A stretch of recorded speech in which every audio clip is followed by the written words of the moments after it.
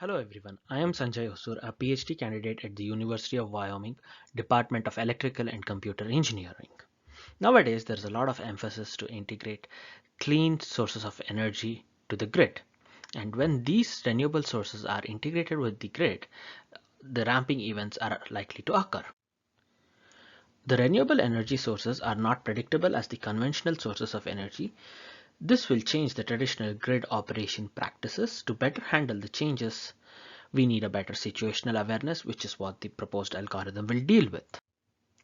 The hardware in the loop testing procedure has numerous advantages like the real process and under imaginable extreme conditions in the laboratory environment. The advantages are underlined as it has been used in various fields such as flight simulation, missile guidance systems, anti-lock braking systems, etc.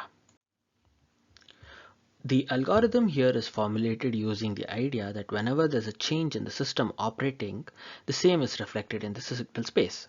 The change can be detected by defining a null space which is orthogonal to the signal space.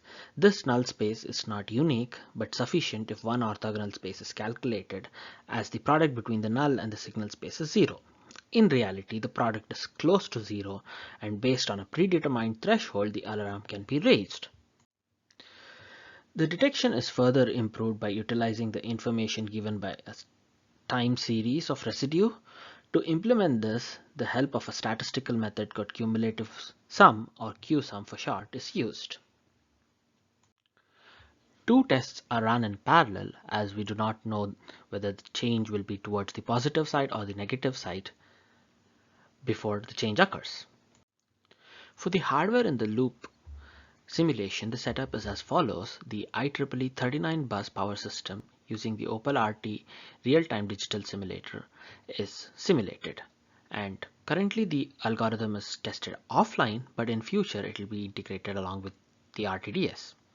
So the total simulation time here is 5.5 hours, and the load ramping occurred from 1.5 to 4.5 hours with a slope of 5 into 10 to the power of minus 6. The data was collected at 100 samples per second and then downsampled to 5 samples per second. The null space was estimated using the data from the 30th minute of the simulation to the hour mark of the simulation. And then the algorithm was run from 1 hour to 5.5 hours.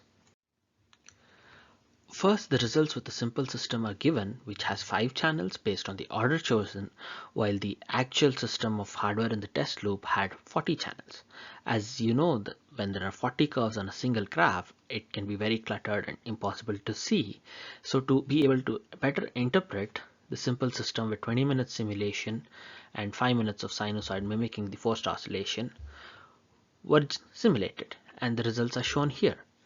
And you can see that there are 2 channels deviating in the positive direction and the 2 channels in the negative direction, and the 2 tests show these channels very clearly. And similarly, for the hardware in the loop simulation testing, the channel that responded and the test that responded first are shown here just to avoid the clutter, and we can clearly see the change being shown here. And there is a little bit of delay here due to the fact that this is a very small change, and also the size of the load ramping is not very huge. And now moving on to the conclusions, the algorithm does detect changes in the system operating conditions well, including the subtle changes, and it has been applied under different scenarios.